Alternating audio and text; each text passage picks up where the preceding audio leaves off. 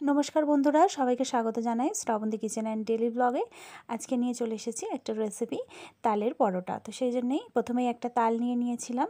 तालेर ओपरेर खोसाटाके प्रथमेई छाड़िये निচ্ছি एरकम भावे हाथ दिये। आपनाराও एरकम हाथ दिये टानबेन, देखबेन एटा खुले गेছে। एरपरे खोसाटाके भालो करे छाड़िये नेওয়ার पर একটা ছুরি নিয়ে এই ওপরের দিকের এই শক্ত অংশটাকে কেটে নেব। এটা আপনারা হাত দিয়েও টেনে করে নিতে পারেন, কিন্তু এটা ভীষণ শক্ত থাকে, সেই জন্য একটু ছুরির সাহায্যে এটাকে একটু হালকা করে কেটে দিচ্ছি, তাহলে তালটা ছাড়াতে ভীষণ সুবিধা হবে। তো এরপরে হাতের সাহায্যে একটা একটা করে এরকম সাইড থেকে টেনে টেনে তালের খোসাটাকে খুব সহজেই নেব। এরকমভাবে হালকা হালকা করে এরকমভাবে হাত দিয়ে টানবেন, দেখবেন এগুলোটা পুরোটাই খোসাটা ছাড়ানো হয়ে গেছে। তো ফাইনালি তালের খোসাটা ছাড়ানো হয়ে গেছে।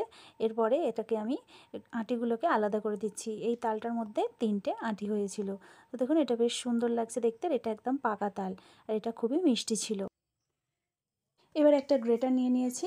এখানে এরকমভাবে আটিগুলোকে একটার পর একটা এরকম করে নিয়ে এর থেকে পাল্পটা বার করে নিচ্ছি। আপনারা চাইলে অন্যরকমভাবেও তালের পাল্পটা বার করে নিতে পারেন।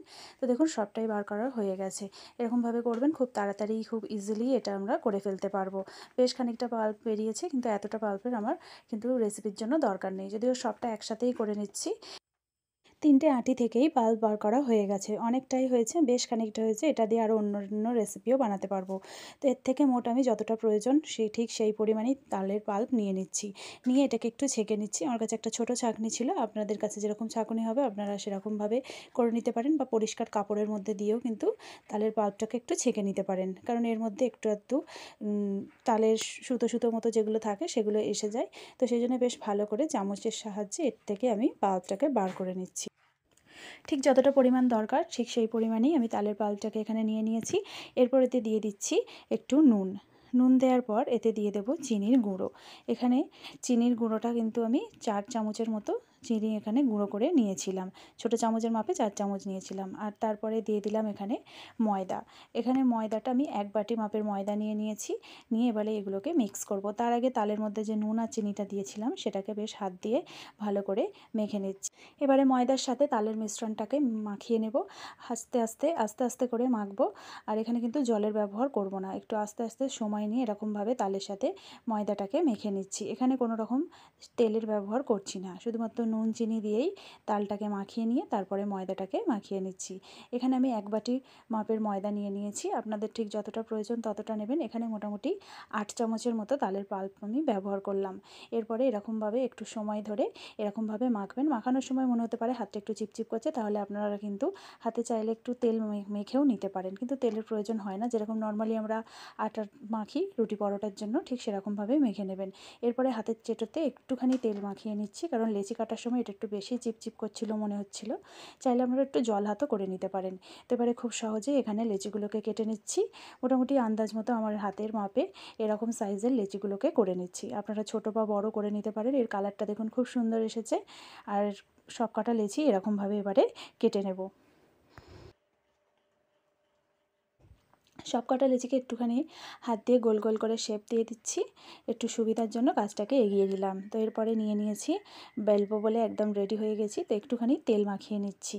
আপনারা চাইলে আটা বা ময়দা দিয়েও বেলতে পারেন, কিন্তু পরোটা বানানোর জন্য একটু তেল দিলেই ভালো হয়। তো সেই জন্যে একটু তেল দিয়ে দিয়েছি। এরপরে একটা লেচি নিয়েছি, নিয়ে এরকমভাবে ঘুরিয়ে ঘুরিয়ে বেলে নিচ্ছি।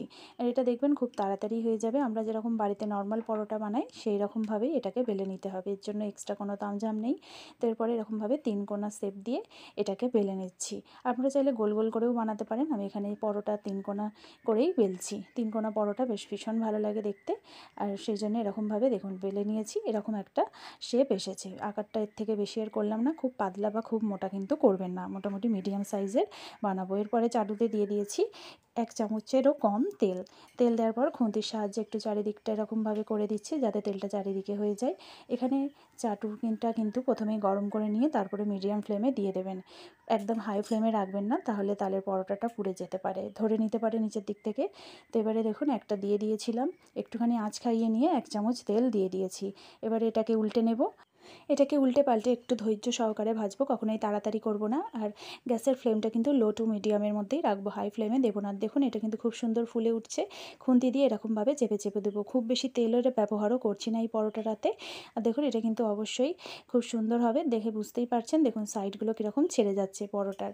এরকমভাবে উল্টে পাল্টে নিয়ে এটাকে একটু ভেজে নেব। আর অবশ্যই একটু সময় হাতে নিয়ে করবেন, খুব তাড়াতাড়ি করলে দুপাশটাই পুড়ে যেতে পারে, তখন কিন্তু এটা খেতে একটুও ভালো লাগবে না। যেহেতু চিনি দেওয়া আছে সেই জন্যে খুব তাড়াতাড়ি ধরে নিতে পারে।